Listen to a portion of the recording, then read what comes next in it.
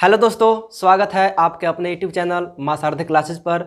और मैं हूं सत्येंद्र कुमार। तो दोस्तों, आज मैं इस वीडियो में आप लोगों के लिए लेकर आया हूं क्लास 10th के ठेल्स प्रमेय का विलोम यानी प्रमेय 6.2, जो कि एग्जाम की दृष्टि से बहुत ही महत्वपूर्ण है। अगर आप इस वीडियो को शुरू से लास्ट तक देख लेते हैं तो आपके एग्जाम में 5 नंबर के लिए बहुत ही उपयोगी साबित हो सकता है। अगर मेरे चैनल पर न्यू व्यूवर्स है तो इस चैनल को सब्सक्राइब करें और लाइक करें और शेयर करें। तो आइए स्टार्ट करते हैं। तो प्रमेय आपका दिया हुआ है कि यदि एक रेखा किसी त्रिभुज की दो भुजाओं को एक ही अनुपात में विभाजित करे तो वह तीसरी भुजा के समानांतर होती है। तो आइए सबसे पहले हम इसका डायग्राम बनाते हैं, यानी क्या कहना चाह रहा है। तो सबसे पहले मान लीजिए एक त्रिभुज बना लिए, ठीक है दोस्तों। अब हम इसको समझते हैं, इसका नाम दे रहे हैं ए बी सी। प्रमेय क्या कह रहा है कि यदि एक रेखा किसी त्रिभुज की दो भुजाओं को एक ही अनुपात में विभाजित करता है, यानी करे। एक रेखा मान ले लिए, एक रेखा ले लिए डी ई। क्या ले लिए दोस्तों? D E. देखिए डी जो रेखा है किसी त्रिभुज यानी ए बी से एक त्रिभुज है, डी जो रेखा है दो भुजाओं को क्या कर रहा है? एक ही अनुपात में क्या कर रहा है दोस्तों? बांट रहा है। तो यही आपका प्रमेय कह रहा है। और जो रेखा बांट रहा है ना, वो तीसरी भुजा क्या होता है? समानांतर होता है। ये सिद्ध करके दिखाना है। तो का मतलब तो का मतलब समझिएगा कि सिद्ध करना है वह तीसरी भुजा के समानांतर होती है।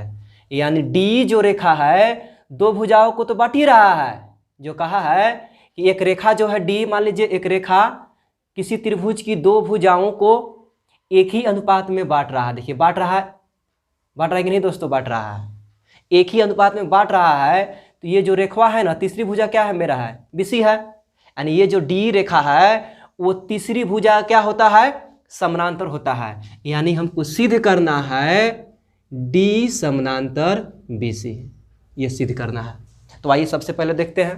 तो सबसे पहले प्रमेय में हम लोग क्या करते हैं कि सबसे पहले जो दिया रहता है उसको लिखते हैं, उसके बाद लिखते हैं जो सिद्ध करना है, उसके बाद रचना और उसके बाद प्रमाण। ये क्रम बाई क्रम प्रमेय में लिखा जाता है। तो आइए स्टार्ट करते हैं।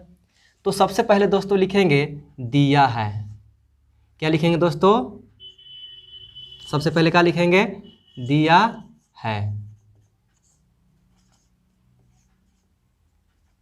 क्या दिया है? पहला में हम लिख सकते हैं कि ए बी सी एक त्रिभुज है। ए बी सी एक त्रिभुज है। अब देखिए दूसरा में क्या लिख सकते हैं दोस्तों?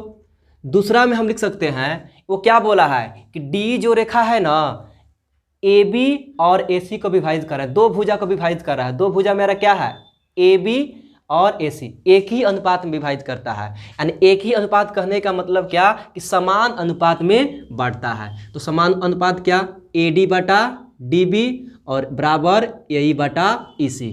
ये तो यहाँ लिख सकते हैं ए बी बटा डी ई बराबर ए ई बटा ई सी।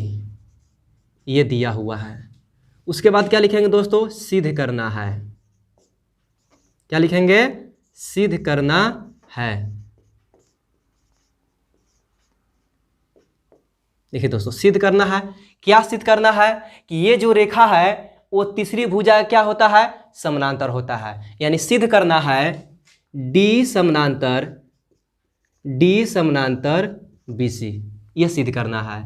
अब देखिए कोई भी प्रमेय रचना के नहीं बनता। 1% चांस होता है कि जो प्रमेय बिना रचना के बनता है। रचना क्यों करते हैं? आगे बढ़ने के लिए रचना किया जाता है। ठीक है दोस्तों। तो रचना क्या करेंगे? हम इसका विरोध करेंगे। मान लेंगे कि डी समानांतर बीसी ना हो। क्या करेंगे दोस्तों? मान लेंगे कि डी समानांतर बीसी ना हो तो इसके अलावा एक अन्य हम समानांतर रेखा खींचेंगे। यानी हमारा कहने का मतलब क्या है दोस्तों? आइए समझते हैं। रचना हम करेंगे कि यदि डी एफ समानांतर बी सी न हो तो यदि DF समानांतर BC ना हो तो, सॉरी D समानांतर BC ना हो तो DF समानांतर BC खींचा। ठीक है दोस्तों, मान लिए कि यदि DF समानांतर BC ना हो तो DF समानांतर BC खींचा। तो आइए खींचते हैं। देखिए DF समानांतर BC खींचा, ये दोस्तों हम लोग क्या करेंगे, रचना करेंगे। ठीक है दोस्तों, इसको मान लिए F। ठीक है कि DF समानांतर BC खींचा। चलिए दोस्तों ये रचना कर लिए कि D समानांतर BC ना हो तो DF समानांतर क्या किया दोस्तों, BC खींचा। अब हम यहाँ से लिखेंगे प्रमाण। ठीक है दोस्तों, यहाँ से क्या लिखेंगे, प्रमाण। तो प्रमाण में सबसे पहले हम लोग क्या करते हैं कि जो दिया रहता है उसको लिख लेंगे। ठीक है दोस्तों, क्या दिया हुआ है, AD बटा DE बराबर AE बटा EC, इसको 1 मान लीजिएगा, इक्वेशन 1 मान लीजिएगा, लिखेंगे दिया है। ठीक है दोस्तों, चलिए अब देखिए, अब जो रचना किए हैं उसके माध्यम से हम आगे बढ़ने का प्रयास करेंगे। तो क्या दिया हुआ है, DF समानांतर क्या दिया है दोस्तों, DF समानांतर BC, कहाँ से, रचना से।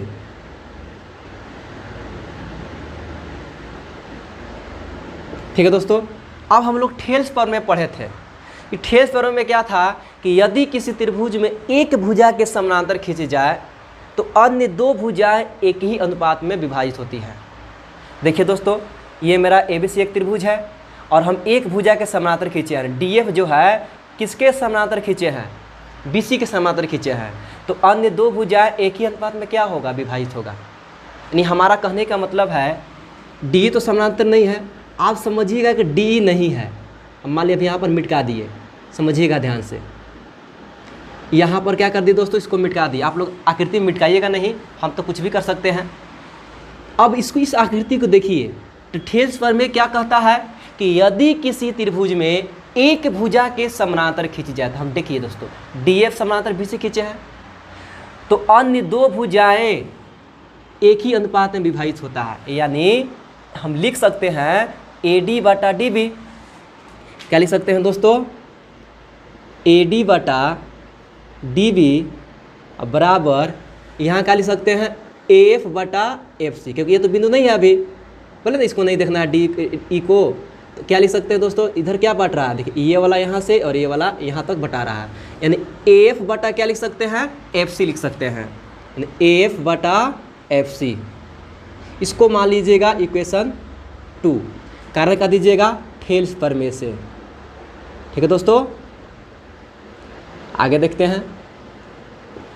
अब इसको मिला दे रहे हैं। ठीक है, थोड़ा सा टेढ़ हो सकता है क्योंकि स्केल से नहीं खींचे हैं। चलिए अब हम 1 और 2 को देखेंगे। किसको देखेंगे दोस्तों, 1 और 2 को देखेंगे। 1 और 2 में देख रहे हैं ना कि LHS क्या है दोस्तों, बराबर है। जब LHS बराबर होता है तो RHS भी क्या होता है, बराबर होता है।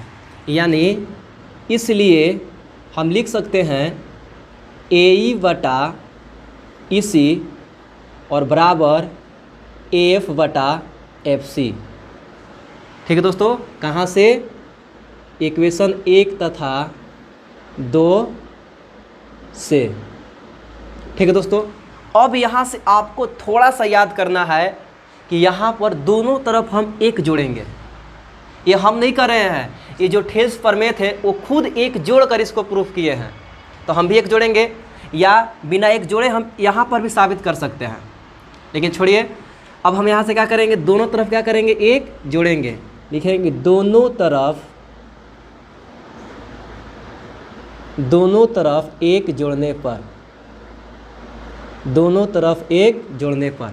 चलिए जोड़ रहे हैं, यानी AE बटे EC प्लस 1 बराबर AF बटे FC प्लस 1।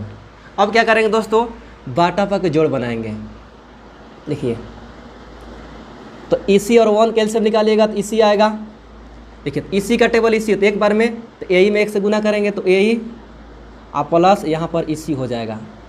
बराबर यहाँ पर वही होगा AF प्लस FC और बटा में क्या FC। ठीक है दोस्तों, अब थोड़ा सा इसको देखेंगे और आकृति में देखेंगे। देखिए AE प्लस EC, देखिए AE, देखिए ध्यान समझिएगा, AE प्लस EC, देखिए AE प्लस EC यानी दोनों मिलके क्या बनेगा दोस्तों, AC बनेगा। क्या बनेगा, AC। तो हम लिख सकते हैं AC बटे EC है तो EC। और ज़्यादा नहीं समझना है तो यहाँ पर देखिए AE प्लस EC मिल क्या बनेगा, देखिए तो AE मान लीजिए कॉमन हो गया, समझिएगा कॉमन नहीं है, मान लीजिए कॉमन है तो क्या बचा AC, तो AC बराबर देखिए AF प्लस FC, देखिए AF प्लस FC। ठीक है दोस्तों, AF प्लस FC मिल क्या बनेगा, AC ही बनेगा, यानी AC बटा में क्या FC। ठीक है दोस्तों, अब देखिए, अब हम क्या करेंगे कि देख रहे हैं कि ऊपर वाला बराबर है, जब ऊपर वाला बराबर होता है तो नीचे वाला भी क्या होगा, बराबर होगा।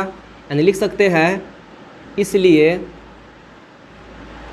देखिए, हाँ देखिए गुना करके गुना कीजिएगा तो हो जाएगा, देखिए क्या होगा, मान लीजिए क्रॉस मल्टीप्लाई कीजिएगा, यानी AC गुने EC बराबर AC गुने FC होगा दोस्तों। तो AC से क्या हो जाएगा, कट जाएगा, यानी क्या आया मेरा, EC बराबर FC। क्या है दोस्तों, EC बराबर FC। अब हम देख रहे हैं कि EC बराबर जो FC आया उस पर हल्का सा फोकस करेंगे। देख रहे हैं कि सॉरी EC बराबर FC, ठीक है, EC समझिएगा ध्यान से, अब हल्का सा यहाँ पर देखिए EC यहाँ से यहाँ तक हुआ, EC बराबर FC। क्या ये बराबर हो सकता है, देखिए तो ऐसे दिखाई दे रहा है कि FC जो है EC से बड़ा दिखाई दे रहा है, यानी ये बराबर नहीं हो सकता है। ये बराबर कब होगा दोस्तों, जब F बिंदु E पर आ जाए। क्या आ जाए, F बिंदु E पर आ जाए, यानी E और F एक ही बिंदु पर होगा, तब हम कह सकते हैं कि EC बराबर FC। ठीक है दोस्तों, तो यानी लिखेंगे कि यह तभी संभव है, यह तभी संभव है जब E और F एक ही बिंदु पर संपाती हो, एक ही बिंदु पर हो। ठीक है दोस्तों, संपाती का मतलब होता है, मतलब एक ही बिंदु पर, एक ही बिंदु लिखे या संपाती लिखे, बात वही है, हो। अब देखिए, जब एक ही बिंदु पर हो, समझिएगा ध्यान से, यानी F जो है E पर आ जाएगा। यानी हमारा कहने का मतलब क्या है कि जब एक ही बिंदु पर, इसी बिंदु पर E भी है और इसी बिंदु पर F भी है, अर्थात हम कह सकते हैं कि F के जगह पर E भी लिख सकते हैं और E के जगह पर F भी लिख सकते हैं। तब हमको प्रूफ क्या करना है, हमको प्रूफ करना है D समानांतर BC। D समानांतर क्या प्रूफ करना है दोस्तों, BC। लेकिन ध्यान समझिएगा, हम रचना में क्या लिए हैं, DF समानांतर BC, DF समानांतर BC। अब समझिएगा, अब देख रहे हैं कि E और F एक ही बिंदु पर है, यानी F के जगह पर हम क्या लिख सकते हैं, E तो लिख सकते हैं, तो इसलिए लिख सकते हैं कि D समानांतर BC। ये आपका क्या होगा दोस्तों, प्रूफ हो गया। ठीक है दोस्तों, आप इसका स्क्रीनशॉट ले सकते हैं। अगर मेरा वीडियो आपको अच्छा लगा हो तो प्लीज़ इस चैनल को सब्सक्राइब करें और अपने दोस्तों के पास अधिक से अधिक शेयर करें। जय हिंद, जय भारत।